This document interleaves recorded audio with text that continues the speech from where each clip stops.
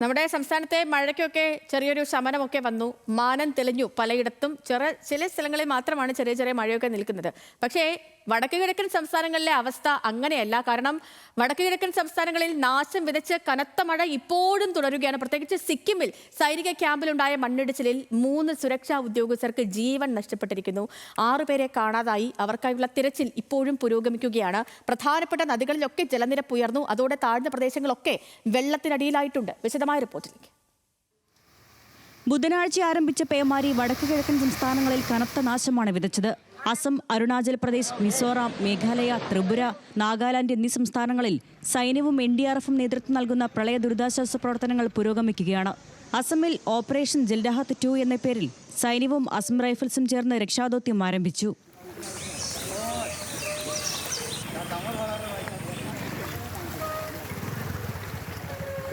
മണിപ്പൂരിലെ ഇംഫാലിൽ പ്രളയബാധിത പ്രദേശങ്ങളിൽ കുടുങ്ങിയ 500ഓളം പേരെ കഴിഞ്ഞ 24 മണിക്കൂറിനുള്ളിൽ സൈന്യം രക്ഷപ്പെടുത്തി. താഴ്വരയിൽ നിന്ന് 4000ഓളം പേരെ മാറ്റിപ്പാർപ്പിച്ചു.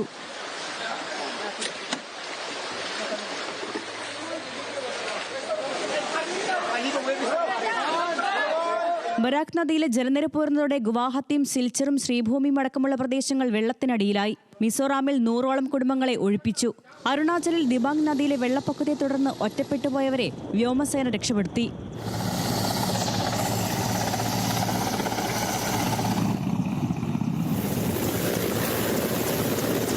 നാഗാലാൻഡിലെ കൊഹിമ ഫെസാമയ്ക്ക് സമീപം NH2 തകർന്നു. ഫിഡാങ് പാലം തകർന്ന് വടക്കൻ സിക്കിമിൽ കുടുങ്ങിയ 1400 വിനോദസഞ്ചാരികൾക്കായി രക്ഷാപ്രവർത്തനം തുടരുകയാണ്.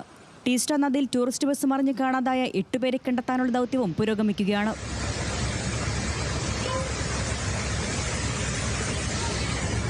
ഗൗത്തലാങ്, തുയ്പുയ്, ത്വലാങ്, ചിംതുയ്പുയ് നദികൾ കരകവിഞ്ഞൊഴുകുന്നതോടെ മിസോറാമിൽ 100ഓളം കുടുംബങ്ങളെ മാറ്റിപ്പാർപ്പിച്ചു.